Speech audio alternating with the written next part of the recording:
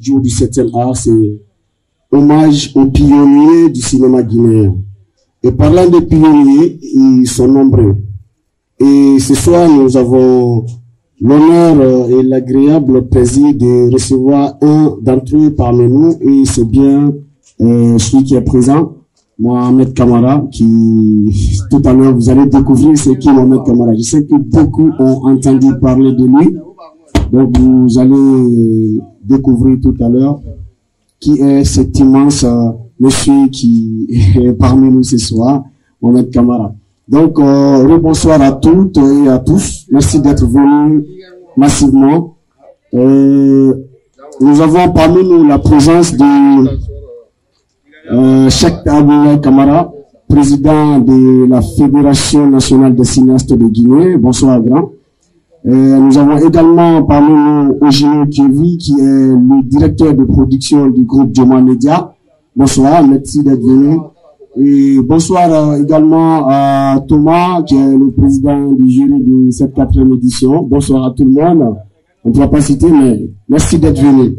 Alors, nous avons comme thématique de ce soir, on va découvrir ensemble qui est cet immense homme qui est devant vous là. Donc, doyen, monsieur,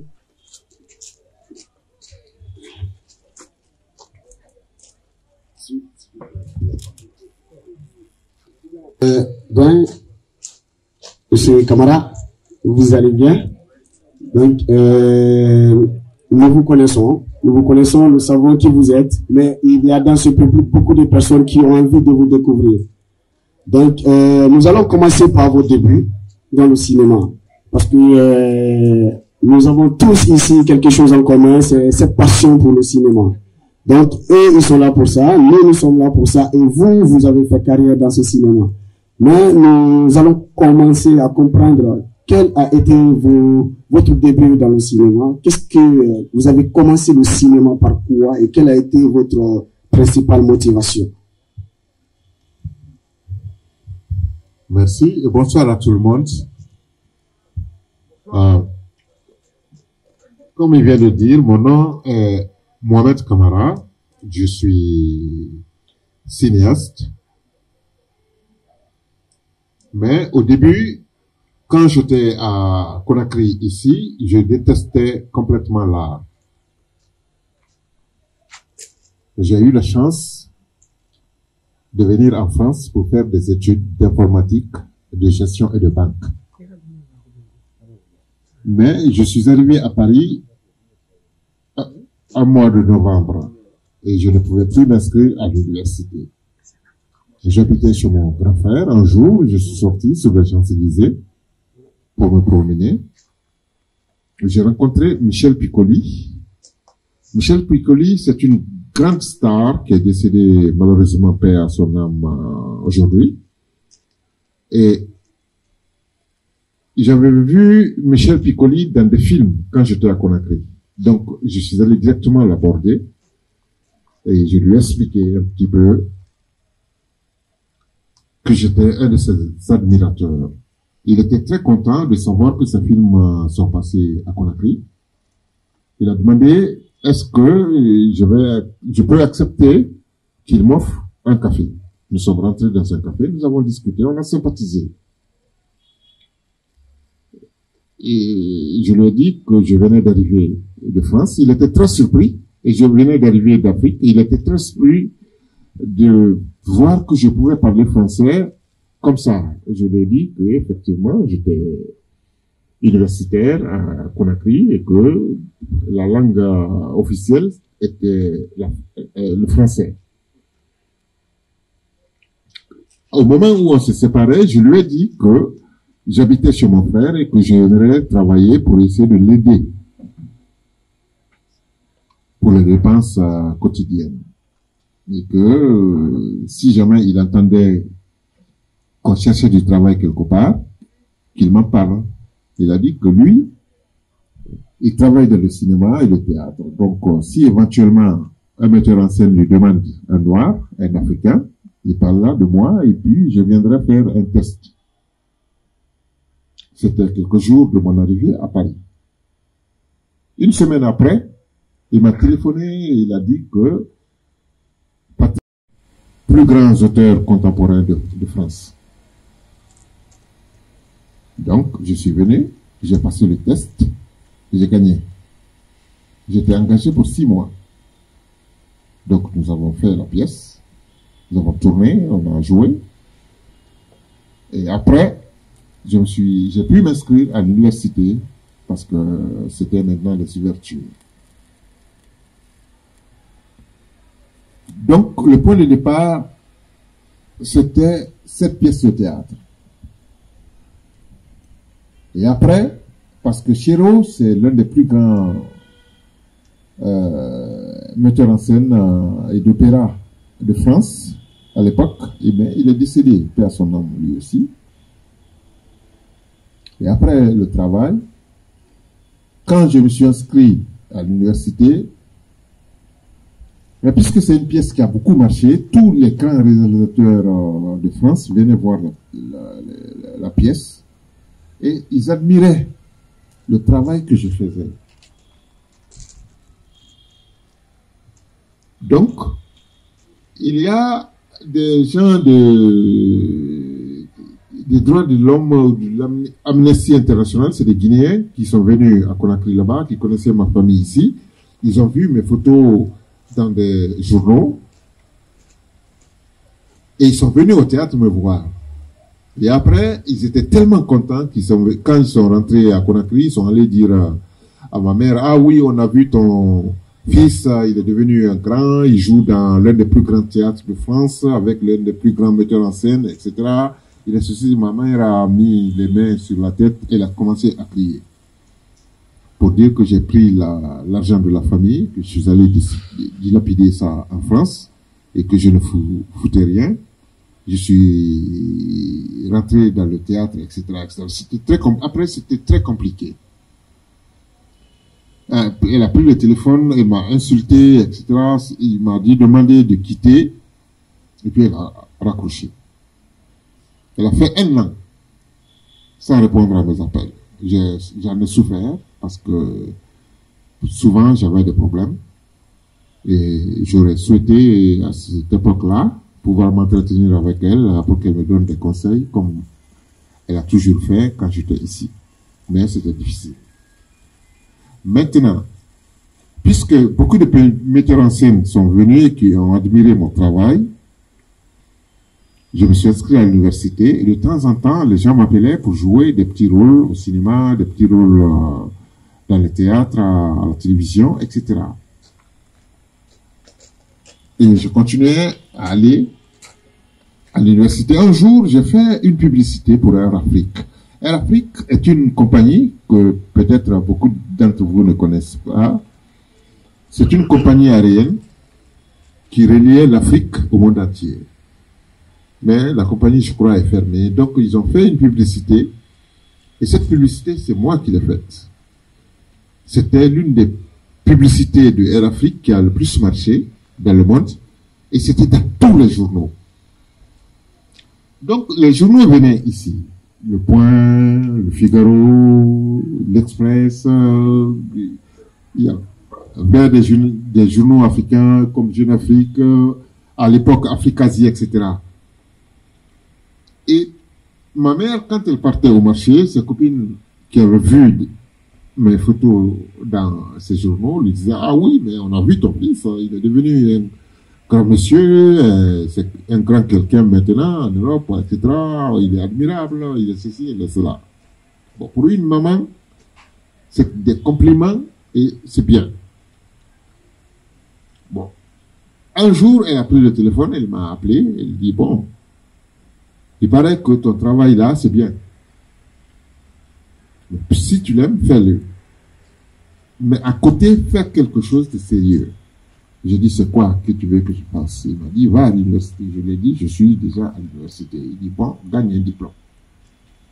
J'ai dit, d'accord. Donc, on a fait ce deal et j'ai eu mon diplôme d'informatique, informaticien en gestion de banque après 5 ans. Pour elle. À ce moment, j'ai compris que de toutes les façons, c'est le cinéma que j'aimais.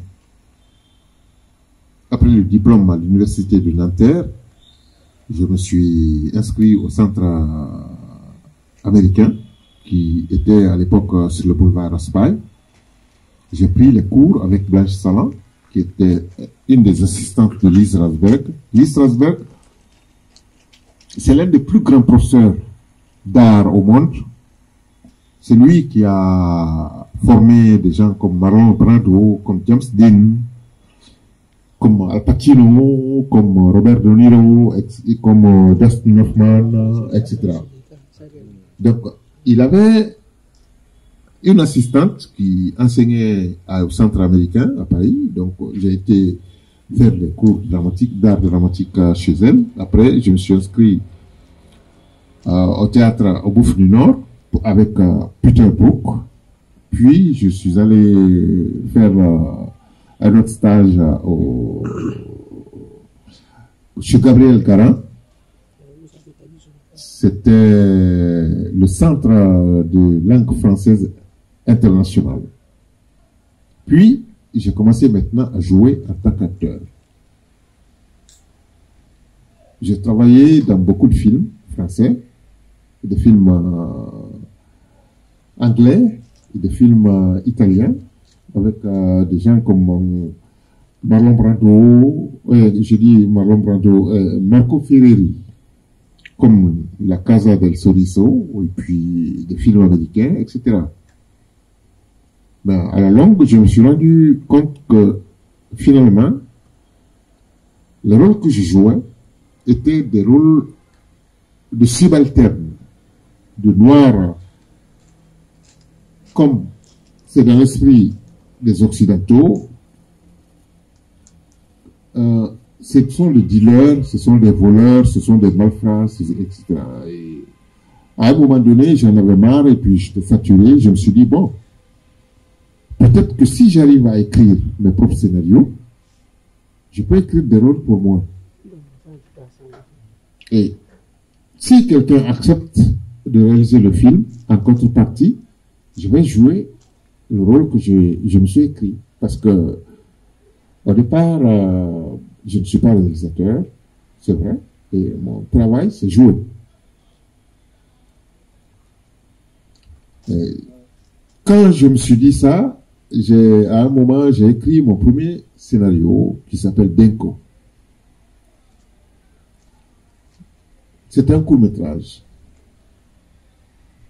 Et je ne voulais pas réaliser le film, je voulais jouer le rôle principal.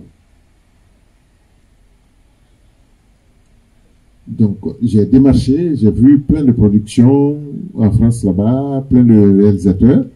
Mais chaque fois que les gens lisaient le scénario, ils me disaient, ah, Camara, vraiment, ton scénario-là, la seule personne qui peut réaliser, c'est toi. C'est tellement profond. Et c'est tellement original que si nous le faisons, quelques années après, tu vas dire qu'on t'a volé ton scénario. Parce que la seule personne qui peut rendre ce scénario comme il faut, c'est toi. Puisque ça vient de toi, c'est trop profond. Puisque j'étais très d'accord avec Feu Paix à son âme, le réalisateur sénégalais Sembène Ousmane, chaque fois qu'il venait à Paris, il m'appelait, on se voyait, on dînait, on mangeait, etc. ensemble. Un jour, il est venu à Paris, je lui ai raconté l'histoire. Je lui ai dit, je voudrais que tu réalises le film pour moi. Mais la condition, c'est que je joue l'acteur principal. Il m'a dit, où est le scénario? Je lui ai montré. Semaine m'a dit,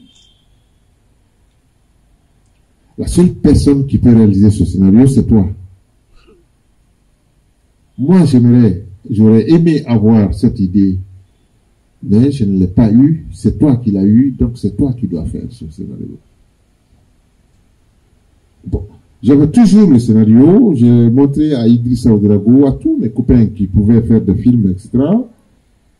Mais entre-temps, je savais intérieurement qu'il y avait quelque chose qui manquait dans ce scénario pour qu'il soit quelque chose de bien. Mais je ne savais pas où. Donc, puisque je n'ai pas trouvé quelqu'un qui acceptait de faire le film, je me suis dit, je vais essayer de le faire. Mais à l'intérieur du scénario, je savais qu'il y avait un problème. Et chaque fois, quand je faisais lire le scénario à quelqu'un, je lui expliquais que j'avais des difficultés parce qu'il y avait un problème qu'on mettait. Je demandais de l'aide. À un moment, les gens ils ont commencé à me dire la seule personne qui peut t'aider, c'est David Drache. David Drache, à l'époque, c'était le plus grand scénariste de France. Et je disais toujours, mais comment on peut payer David Drache? On ne peut pas payer David Drache parce que c'est le plus grand scénariste. Où je vais trouver cet argent? Je n'ai même pas de quoi manger. Je ne travaillais pas. Ils ont dit non, David Drache, si tu lui donnes ton scénario, si ça l'intéresse, il corrige. Et il ne te demandera rien. Si ça ne l'intéresse pas, il s'en fout. Il va te demander de partir. Alors, j'ai dit, ok. J'ai fait 1 an. J'allais m'asseoir devant le bureau de David Drache et je l'attendais. Et il venait, il rentrait dans son bureau, il m'intéressait. Et je ne l'intéressais pas parce qu'il ne me connaissait pas. Quand je lui disais bonjour, il répondait rapidement et puis il partait. Je n'ai pas eu l'occasion de lui parler pendant 1 an. Mais j'ai continué à aller. Et un jour, il est venu me trouver, il neigeait. J'étais mouillé, j'avais froid, je tremblais, je grelottais. Ce jour, il a eu pitié de moi. Il m'a regardé, il a dit, mais pourquoi tous les jours vous venez ici? Vous venez vous asseoir devant mon bureau, etc., etc. Je lui ai dit, non, monsieur, je voudrais vraiment vous rencontrer. Je voudrais discuter avec vous. Il m'a dit, viens. Parce que si tu meurs ici, on va m'accuser. Donc, il m'a fait rentrer dans son bureau, il m'a donné un café, j'ai bu le café, après il m'a dit, bon, qu'est-ce que vous voulez? Je lui ai dit, ah, j'ai un scénario, il paraît que la seule personne qui peut m'aider, c'est vous. Il m'a dit, mais, c'est pour ça, ça fait combien de temps que vous venez ici, c'est à cause de ça que vous venez? J'ai dit, oui, ça m'intéresse. Et vous aimez le cinéma à ce point? J'ai dit, ah, c'est ce que je voudrais faire. Il m'a dit, bon, laissez-moi votre scénario. Dans une semaine, je vous rappelle. Je dis, non, je peux m'asseoir dans un coin. Le scénario de Denko fait 10 pages. J'ai dit, je vais m'asseoir dans un coin. Vous allez lire le scénario, après vous allez m'aider. Il a ri. Il m'a dit, donnez-moi votre scénario. Il était mouillé. Parce qu'il y avait la neige, c'était fondu dessus, c'était de l'eau, etc. Mais, il a accepté. Par la souffrance et la patience que j'ai eue pour discuter avec. Il a lu plusieurs fois. Après, il a dit, voilà cette séquence. C'est ici où il y a un problème. Mais je ne vous dirai pas c'est quoi le problème. Prenez votre scénario, rentrez chez vous, lisez 100 fois. Au bout de 100 fois, vous allez trouver la faille. Si vous corrigez, nous allons nous revoir, mais pas ici. J'ai dit d'accord. Il m'a dit le numéro de la séquence. Je suis rentré à la maison. J'ai lu. J'ai passé une nuit à lire, je n'ai pas trouvé. Une deuxième nuit, une troisième nuit. À un moment donné, j'ai trouvé. C'était très simple. Il fallait simplement une ellipse. Donc, j'ai fait l'ellipse dans le scénario. Et quand j'ai amené maintenant pour trouver des subventions, partout où j'ai amené le scénario, j'ai gagné de l'argent. Donc, j'ai pris les techniciens, producteurs, etc. Nous sommes venus. Je voulais tourner en Guinée, je n'ai pas pu parce que les ministres d'alors voulaient que je lui donne une partie de l'argent et je ne pouvais pas. J'étais obligé d'aller tourner au Burkina Faso. Quand j'ai fini de réaliser, la première projection, c'était à Clermont-Ferrand. Clermont-Ferrand, c'est un festival, c'est le plus grand festival de court-métrage du monde. C'est en France. Donc, ils ont projeté le film. J'ai eu le Grand Prix international de Clermont-Ferrand et puis le Grand Prix de la presse internationale. Mais, au moment de me remettre le prix et le Grand Prix international, quand j'étais sur scène, la personne qui m'a amené le prix, C'était David Rache. Il est venu, il m'a salué, il m'a embrassé, il a dit, je t'ai dit que si tu fais le film en Sénégal, mais pas dans mon bureau. Il dit voilà. J'étais très heureux. Après, j'ai amené le film à Ouaga, et puis bon, le film est devenu l'un des films les mieux primés au monde, en court-métrage, et ça m'a fait parcourir le monde. J'ai fait 7 fois le tour du monde avec le film, et puis après, j'ai fait d'autres films, un autre court-métrage qui a gagné énormément de prix aussi, puis voilà, etc., etc. Et c'est le début du parcours que j'ai eu à effectuer en tant que comédien et metteur en scène. On applaudit, on applaudit, on applaudit. C'est tellement passionnant d'écouter ces témoignages qu'on pourrait passer toute la soirée à écouter. Vraiment, vous voyez, tout est passion, comme vous et nous, c'est ce qu'on partage depuis toujours. Ça se fait qu'on se rencontre sur toutes les activités, tous les événements du cinéma. Et il vient du théâtre. Sinon, de base, il est diplômé en informatique et gestion bancaire. Vous voyez, donc il n'est pas prédisposé à être dans ce milieu-là, vraiment. Il est un banquier de base. Mais la passion l'a amené, il a fait ça pour le moment, et puis il est venu par passion. Aujourd'hui, tout le monde sait ce que ça a donné. Donc, ce début passionnant du théâtre au cinéma, et il a été confronté à beaucoup de difficultés, comme ce qu'il a dit. Surtout moi, ce qui m'a beaucoup marqué, Doyen, là où vous avez eu le courage d'écrire votre propre scénario, parce que vous avez remarqué que les rôles qui étaient donnés aux Noirs dans les films, c'était des rôles stéréotypés, discriminatoires souvent. Donc vous avez décidé d'écrire votre propre scénario dans lequel vous joueriez, vous serez acteur principal, et c'est ce film qui a été le Grand Prix international au festival de Clermont-Ferrand. Félicitations pour ce parcours brillant. Je souhaite un parcours aussi brillant à tous les passionnés du cinéma. Alors, après, on sait que c'est beaucoup de films, c'est beaucoup de prix, c'est beaucoup de tournées.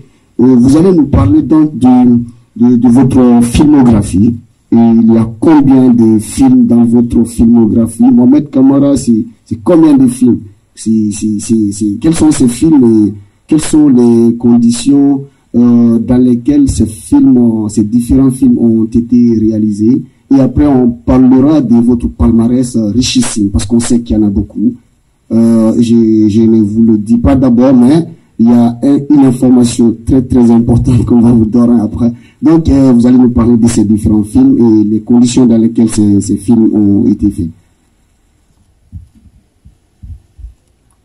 Oui, après Denko, j'ai pu réaliser Minka. Denko a été fait au Burkina, comme je viens de vous dire. Oui. Et lorsque... déjà, peut-être, je ne sais pas, mais c'était au temps de la Deuxième République. Denko a eu tellement de succès que le président, paix à son âme, feu Lansana Conté, il a tellement entendu parler de moi dans les radios, sur RFI, BBC, La Voix de l'Amérique, etc. Il a tellement entendu, il m'a vu tellement à la télé, il ne comprenait pas. Son problème, c'était comment un Guinéen pouvait être adulé de cette façon à l'extérieur et qu'il ne soit pas du tout connu dans le pays. Donc, c'était comment ça s'appelle, l'ambassadeur à l'époque, c'était Lamine Camara, qui est un grand écrivain ici. Voilà, et il a appelé, il a dit, j'entends parler d'un certain Mohamed Camara. J'en ai tellement entendu parler, je ne comprends pas. C'est qui? Lui, il a dit, moi, je ne sais pas. C'est un garçon que, en France, les gens ne parlent que de lui, mais il ne vient jamais à l'ambassade. Et le président lui a demandé, bon, tu le cherches et tu lui demandes de venir. L'ambassadeur m'a appelé. Il m'a dit que le président voulait me voir. J'ai dit, je ne viens pas. Enfin, je ne croyais pas. Il dit non, je viens pas. Un jour, bon, j'étais couché chez moi. Ce jour-là, je ne travaillais pas. Le téléphone sonne, je prends. Il m'a dit, ah, c'est le président Conté. J'ai raccroché. Il a rappelé. J'ai pris, il m'a dit, ah, mais pourquoi tu as raccroché le téléphone? J'ai raccroché encore. Parce que je croyais que c'était un imposteur, quelqu'un qui voulait simplement m'embêter. Quand il a rappelé, il a dit, il ne faut pas raccrocher, je te dis que c'est le président. J'ai écouté. Il m'a dit, ah, l'ambassadeur t'a demandé de venir, tu ne veux pas, c'est moi, effectivement, qui voudrais que tu viennes. Et quand tu viendras, c'est avec ton film. On veut savoir c'est quoi. Parce qu'on a tellement entendu parler, les Guinéens n'ont jamais rien vu. J'ai dit, ok. Donc, je suis venu avec mon film. Nous avons fait une projection. Il était là, avec le gouvernement, et puis la salle était remplie, avec beaucoup de journalistes aussi. Nous avons discuté. Après la projection du film, les gens ont adoré. Et ce jour, je salue encore Makale Camara, qui était ministre, je crois, de l'Agriculture, parce que les gens n'ont pas tellement bien compris au début. C'est les hommes qui ont eu des réactions avant négatives en disant oui, mais on a touché à la maman, il ne faut pas toucher à la mère, il ne faut pas faire ceci, il ne faut pas faire. Ça hurlait, le président était dans la salle. Et puis, bon, à un moment donné, Makale Camara a dit oui, mais laissez ce garçon-là tranquille. Il a parlé à nous les mamans. C'est nous qui savons ce qu'il a dit. Il a dit notre secret. Et c'est pour nous qu'il a fait. Donc laissez-le complètement, laissez-le tranquille. Et puis un autre journaliste a dit, ah oui, mais il y a beaucoup de noms burkinabés. On ne voit que des Sawadogo, des Ouadraogo, des soucis, etc. Comment ça se fait? Je dis, ah, c'est mon ministre de la Culture qui est assis. Quand je suis venu, il a voulu que je lui donne de l'argent, et je ne pouvais pas. Donc il a dit que je ne tournais pas en Guinée. J'étais obligé d'aller tourner à Ouaga. Le président s'est levé, il a quitté la salle. Et le soir, le décret est tombé, il l'a enlevé. Maintenant, l'année qui a suivi, je suis venu pour faire Minka. Donc c'était plus facile. Parce que les gens connaissaient déjà que je pouvais parler. Donc lorsque je suis venu, on m'a tout délivré tout de suite, etc. Ça s'est bien passé. On a tourné à Koya et à Manéa. Et j'avais gagné de l'argent aussi. L'Union européenne m'avait donné de l'argent, Canal Plus France m'avait donné de l'argent, le ministère de la coopération internationale française m'avait donné de l'argent, etc., etc. C'était bon. Donc je suis venu, j'ai tourné à Koya et à Manéa. Après, le film a été aussi primé dans le monde entier. Et c'était agréable, c'était difficile parce que c'était un film sur le suicide d'enfants. Et dans la déontologie du cinéma, le suicide d'enfants, il est interdit. On ne doit pas filmer un enfant qui se suicide. Mais il y a un enfant de 10 ans qui se suicide dans le film. Donc c'était très compliqué pour obtenir le visa de sortie au CNC, en France là-bas. Mais bon, le film était déjà sélectionné à Clermont-Ferrand. Et puisque c'est le festival le plus grand au monde, j'ai demandé aux gens de Clermont, j'ai dit, ah, vous avez sélectionné le film, mais je n'ai pas de visa de sortie.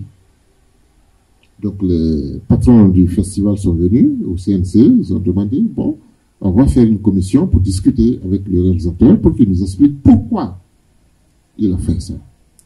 Parce que c'est pas fortuit. Nous sommes venus avec les gens du CNC, on a discuté, j'ai donné mes arguments, etc. Et puis après, ils étaient obligés, ils ont accepté. Et le film a été le film avec un des films de Jacques Tati. Jacques Tati, c'est un grand réalisateur de très longtemps en France, qui est décédé il y a longtemps, mais qui a fait des films pour enfants extraordinaires. Donc c'est les deux films qui ont été projetés dans toutes les écoles de l'Auvergne. Le Clermont-Ferrand fait partie de l'Auvergne, c'est la région. Donc, c'était quelque chose d'assez agréable. Et quand j'ai fait ça, j'ai voulu maintenant faire un long métrage. Le long métrage, quand j'ai écrit, c'était aussi quelque chose de très polémique parce que c'était le premier film fait par un Africain en Afrique sur l'homosexualité. Hommes et des jeunes. Donc quand j'ai écrit le projet, partout où je présentais pour essayer de trouver des financements, les gens me disaient oui, mais l'Afrique n'est pas prête pour des idées comme ça. L'Afrique n'est pas prête pour financer des projets ou pour recevoir des sujets comme ça au cinéma, etc. Je disais toujours que oui, mais vous parlez, mais c'est moi l'Africain. Donc, laissez l'Afrique s'exprimer. Et à un moment, je suis tombé sur un monsieur qui s'appelait René Ferré, qui est un des grands réalisateurs français, qui était producteur et qui était membre de la commission du CNC, du Centre national du cinéma. C'était en France. Et le projet l'a intéressé. Il m'a téléphoné, je suis venu chez lui, nous avons discuté. Je lui ai expliqué ce que je voulais faire. Il a regardé mes 2 courts-métrages. Il a dit, moi je veux produire ton film. Donc, d'abord le CNC m'a donné de l'argent. Il est allé à Canal, ça n'a pas marché, avec Nathalie Brotnel, qui était présidente à l'époque de Canal. Mais à Arte, avec Pierre Chevalier, il a pu trouver de l'argent. Et puis, bon, dans d'autres institutions aussi, lui-même, il a mis de l'argent. Nous avons fait le film. Le film était ici. Et je rends hommage par ce micro au feu général Lansana Conté, qui a été admirable avec moi. C'est pour cette raison, beaucoup de gens parlent de lui, etc. Je ne dis rien, parce que ce qu'il a fait, pour moi, c'était grandiose, unique. Et on avait fait le plan de travail, etc. Et puis un jour, les gens sont venus me dire, ah oui, mais on doit tourner sur l'autoroute, mais ce jour, le président doit passer avec, comment ça s'appelle, le président maltais et sa femme. Donc, tu ne pourras pas tourner. J'ai dit, non, moi, je tourne. Je suis chez moi, je peux faire ce que je veux, parce que je travaille pour mon pays. C'était difficile, compliqué, les gens, ils avaient peur. Et puis, le jour du tournage, ils sont venus me dire, bon, nous avons fait le plan ailleurs, il faut que tu ailles là-bas pour tourner. Après, l'autoroute, on va le faire un autre jour. J'ai dit non. Je suis allé à la présidence. En venant, j'ai trouvé plein de bérets rouges partout, etc. Et l'aide de camp de l'époque, capitaine Souma, il m'a vu, il est venu me voir, il a dit, ah, petit camarade, comment ça se fait que tu viennes ici aujourd'hui, alors que tu es quelqu'un, quand le chef de l'État t'appelle, tu ne viens pas, etc. Il dit, ah, j'ai besoin de lui. Il m'a dit, toi, tu as besoin du président. J'ai dit, oui, j'ai besoin de lui, je dois le voir pour mon travail. Il a dit, bon, viens. Il m'a amené dans le petit salon. Il a dit, attends ici, je vais voir s'il peut te recevoir parce qu'il a un autre aujourd'hui, donc c'est assez compliqué. Je suis resté, il est revenu me dire, ah, il va te recevoir. Donc je suis rentré. J'ai trouvé qu'il était assis, il prenait son petit déjeuner. Quand il dit, petit camarade, assis-toi. Je me suis assis, il a dit, ah, chaque fois que je t'appelle, tu n'as pas de temps, tu ne prends pas le téléphone, tu ne viens jamais, etc. J'ai dit, non, président, vous savez, moi, je suis un saltimbanque. Donc, j'ai peur du pouvoir. Il dit, c'est ça. J'ai commencé, il dit, non, tu as peur du pouvoir. Bon, c'était quelqu'un qui aimait beaucoup plaisanter sur le Sanakuya, puisque voilà, les côtés, les camarades, c'est des Sanakou, etc. Il m'a titillé, etc. Il m'a dit, bon, qu'est-ce que tu veux? Il dit, ah, moi je vais tourner sur l'autoroute aujourd'hui. Il me dit, mais alors? Il dit, non, on m'a dit que tu dois passer avec le président maltais. Il dit, qu'est-ce que tu veux? J'ai dit, quand je tourne, j'arrête la circulation. Si tu es dans la circulation, comment je vais faire? Il dit, tu veux arrêter la circulation quand moi je passe? J'ai dit oui. Il a dit, ah, mais on m'a dit que tu es en France. J'ai dit oui. Il dit, qui est le président? J'ai dit Chirac. Est-ce que tu as déjà entendu que quelqu'un a barré le chemin pendant que Chirac passe? J'ai dit non. J'ai commencé à avoir peur. J'ai commencé à transpirer. Il dit, pourquoi tu veux barrer le chemin quand moi je passe? Et si pendant ce temps, il y a un coup d'État, comment tu vas faire? J'ai dit, ah, papa, il faut m'excuser. D'ailleurs, je laisse tomber et je ne vais plus tourner. Je vais rentrer. Permettez-moi de rentrer chez moi. Il a dit, non, tu ne vas pas rentrer. Tu es venu pour un problème. S'il y a un coup d'État, comment tu fais? Il a dit, non, je n'y avais pas réfléchi. Mais puisque c'est comme ça, je ne veux même plus continuer à tourner. C'est terminé, je vais rentrer en France. Il a dit à Captain Soumahato, camarade, regarde, on est là. Et il a chahuté pour détendre un petit peu l'atmosphère parce que je pouvais faire une crise. Parce que tellement j'avais peur. Il a dit, bon, va à l'autoroute au Carrefour 8 novembre. Il y a un capitaine qui s'appelle Barry. Tu lui dis que moi, je veux que tu barres le chemin quand tu veux. Même si je dois venir, je vais m'arrêter. Il a dit, non, papa, je ne peux pas. Il dit, mais pourquoi tu es venu? J'ai dit, mais si je lui dis, il va m'enfermer.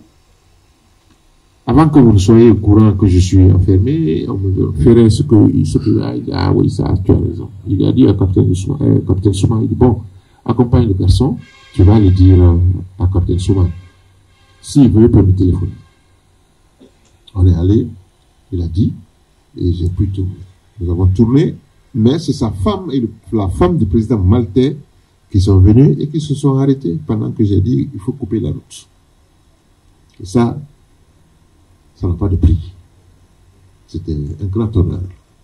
Et ce film, après, a fait aussi le tour du monde. C'est le seul film fait par un Africain sur l'homosexualité en Afrique. Et toute l'Afrique m'a calomnié à cause de ce film. Ça m'a coûté ce que ça m'a coûté au niveau de ma carrière. Parce que les gens ils ont dit, il n'y a pas d'homosexuel en Afrique. C'est un truc de blanc que tu as dévoilé. Donc c'était difficile pour moi. Quand les difficultés là sont un peu passées, j'ai pu faire un autre court-métrage qui s'appelle Balafola, mais en France, sur l'arnaque que les gens font sur les musiciens qui viennent en Europe pour jouer. C'est après ça, au gouvernement de consensus, que Morel, quand je suis venu pour faire un autre film ici, qui s'appelle La Fugitive, Justin Morel Junior, à l'époque, était ministre de la Communication, a voulu que je reste et que je ne retourne pas en France pour travailler. Je ne voulais pas. Nous sommes restés pendant 2 semaines à discuter. J'ai dit non, je suis maintenant au top de ma carrière, donc je ne peux pas abandonner ça et puis venir, parce que c'était un moment où j'avais gagné 50 grands prix dans le monde, donc c'était pas le moment de baisser les bras et de venir ici. Donc il a insisté, c'était difficile. Bon, il a dit oui, mais bon, moi je travaille à Goma et je sais pas si c'était 20 000 dollars qu'il gagnait par mois. Il m'a dit, Kouyaté, il est aux Nations Unies, il a laissé, il est venu aussi, etc. Pourquoi toi, tu ne peux pas laisser? Bon, ça a discuté comme ça. Après, j'ai dit, ok. Donc, j'ai tout abandonné, je suis venu, il m'a nommé comme directeur de l'ONASIG, je suis resté, et j'ai quitté l'ONASIG avec beaucoup d'amertume, beaucoup de regrets, parce que ce que j'espérais, je ne suis pas arrivé à le faire. Après, j'étais à la Bibliothèque nationale comme directeur, mais maintenant, bon, j'aimerais revenir à mes premiers amours parce que je suis cinéaste. Merci beaucoup pour cette filmographie très riche. Donc, vous l'avez compris, nous avons Minka, nous avons Denko, nous avons Dakan, on a Balafola et encore. Et tous ces films ont minimum 50 prix à l'international. S'il vous plaît, applaudissez. Comme je vous le disais, l'information c'est ça, c'est le cinéaste guinéen le plus titré de l'histoire et l'un des Africains le plus titré de l'histoire. Et il a joué dans beaucoup de films. Nous, on l'a vu dans le film de Ousmane Sembène, ceux qui l'ont reconnu, il était très jeune. Donc, comme on le disait, nous allons donc partir. Nous savons que douanier, tout ce parcours n'est pas fait sans obstacle, sans difficulté. Vous l'en avez évoqué. Quand vous étiez à la recherche de David Trage pour vous aider à corriger votre scénario, vous avez fait 1 an quand même, hein, vous partiez tous les matins, tous les soirs pour le rencontrer, et finalement ça a pris quand même 1 an. C'est pas quand même, si c'est pas la passion, je ne sais pas qu'est-ce qui peut vous pousser à faire ça. Et vous avez pris le contre-pied de votre maman pour faire le cinéma. Même si après vous avez rectifié le tir, vous avez quand même passé le diplôme en gestion. Et vous avez eu beaucoup de difficultés aussi, notamment quand vous êtes venu pour tourner en Guinée, et ce qui vous a poussé à aller au Burkina. Donc, comme pour dire que dans votre parcours aussi richissime, aussi beau qu'il soit, il y a eu beaucoup de difficultés. Donc nous qui sommes appelés à faire ces métiers, on doit se préparer à rencontrer des difficultés, à affronter les obstacles et à surpasser pour y arriver, pour arriver à faire les films et à arriver à notre fin. Donc vous l'avez compris, donc on va pas parler de difficultés parce que vous avez entendu déjà un parcours riche et d'expériences comme ça, c'est plein de difficultés. Nous allons du coup parler de regret, parce qu'il a parlé tout à l'heure de regret. Il est venu prendre les rênes de l'ONACIG. L'ONACIG, c'est l'Office national du cinéma, de la photo et de la vidéo de Guinée, qui est dirigé par M. Noël Lama aujourd'hui. Donc, il va nous dire c'est quoi son regret là? Qu'est-ce que vous regrettez fort, et puis comment vous n'avez pas pu atteindre votre objectif à l'ONACIG? Très rapidement, monsieur. Non, quand on dirige une institution, on a envie qu'il y ait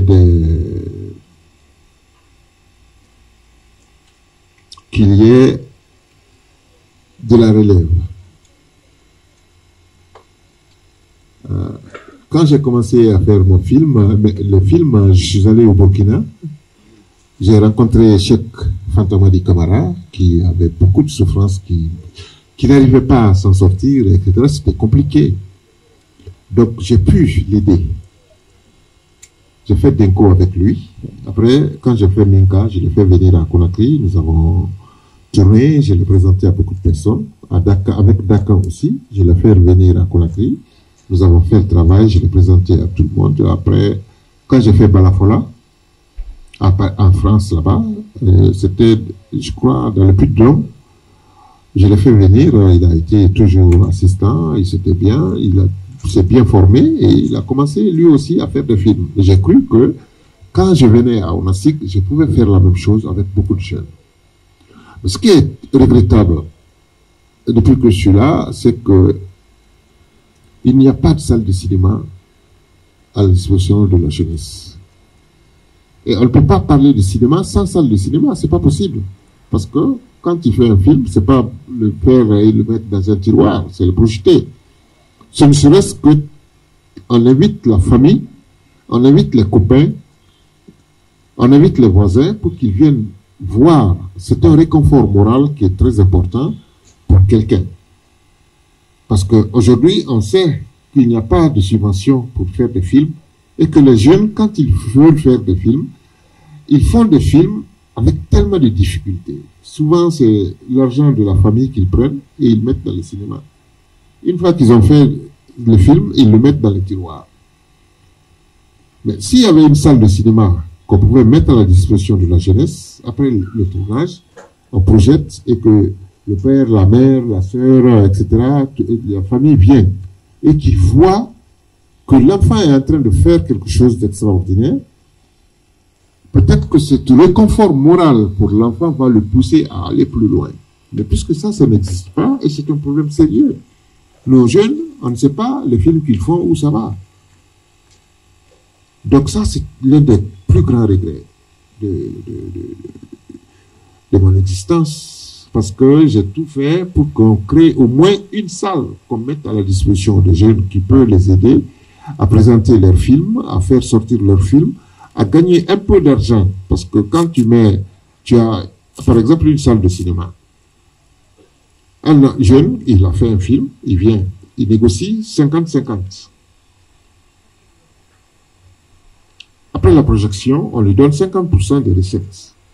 Mais s'il veut faire un autre film, il a plus de moyens cette fois, et il a plus de possibilités de pouvoir vraiment s'investir, de pouvoir vraiment faire son travail un peu plus librement, etc. Ça lui fait avancer. Mais ça n'existe pas chez nous. Je me suis battu, corps et âme pour ça, mais je ne suis pas arrivé. Et je trouve ça dommage. Mais j'espère que les choses vont changer, vont s'améliorer, que les jeunes auront la possibilité de présenter leur travail. Parce que ça compte énormément. Quand le moral est bon, le plus souvent, le travail est bon. Et la deuxième chose, c'est que je ne suis pas arrivé à convaincre du fait que on n'oriente pas en cinéma, mais on s'oriente. J'ai été à l'ISAG, j'ai vu que c'était tellement bondé, il y avait tellement de personnes, etc. J'ai été voir le directeur, lui expliquer. Parce qu'une école de cinéma, c'est une école de prestige. C'est pas tout le monde qui fréquente une école de cinéma. On ne peut pas orienter les gens comme on le fait en sciences, maths ou bien en sciences sociales, etc., etc. Le cinéma, il faut l'aimer. Parce qu'il y a tellement de chômage dans le cinéma. Donc quand on ne l'aime pas, on ne peut pas résister. C'est pour ça, moi, j'ai pu endurer autant de souffrances pour pouvoir écrire mon scénario. Parce que j'aimais ce que je faisais. Sinon, à un moment donné, j'allais changer de métier. C'était facile, parce que j'avais un diplôme. Donc, ces deux choses-là, je ne suis pas arrivé à les faire quand je suis directeur de l'ONACIG. J'ai pris Dieu que le jeune Noël ait la chance et la possibilité de pouvoir offrir ça à la jeunesse.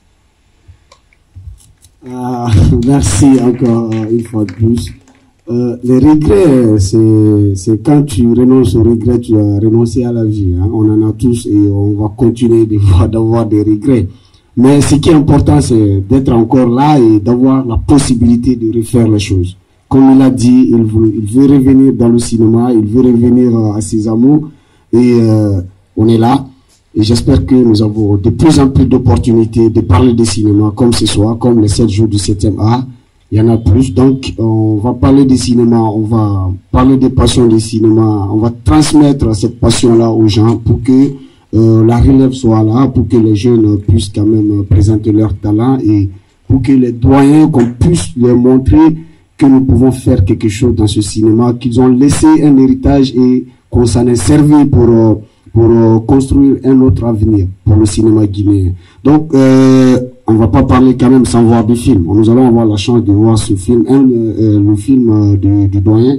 Nous allons voir Denko ce soir pour que vous voyez vous-même comment le film a été fait. Parce que quand vous le voyez, vous aurez une autre interprétation, une autre image de ce monsieur avec son expérience très riche. Donc, après, il y a une projection. Après la projection, il y a un débat. C'est-à-dire, vous aurez, on va vous passer le micro pour que vous posiez des questions à ce monsieur. Donc, pour l'instant, nous allons passer à la projection. Après, Denko, nous avons, par amitié, réalisé par Cheikh Abdoulaye Kamara. Et en fin de soirée, nous aurons légitime défense. Ok. Nous venons de recevoir une information. Nous avons fait des satisfecits pour les pionniers, comme c'est leur édition, la 4e édition.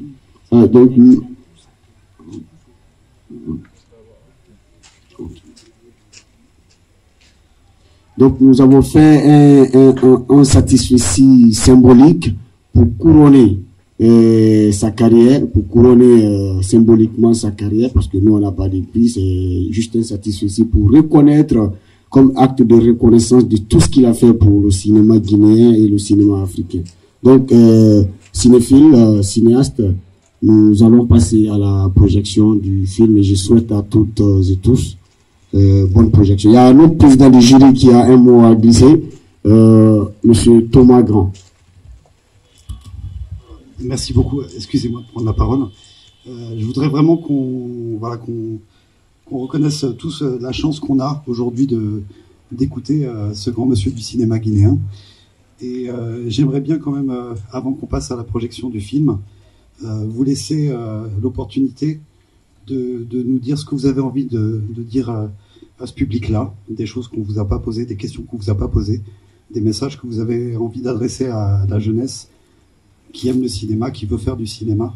Voilà, donc je voulais que vous preniez la parole librement pour vous adresser directement à eux. Merci.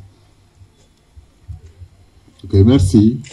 Non, ceux qui ont envie de faire du cinéma, il faut vraiment l'aimer et s'attendre à toutes les difficultés possibles parce qu'il y a tellement de concurrence. Et le cinéma, c'est un métier.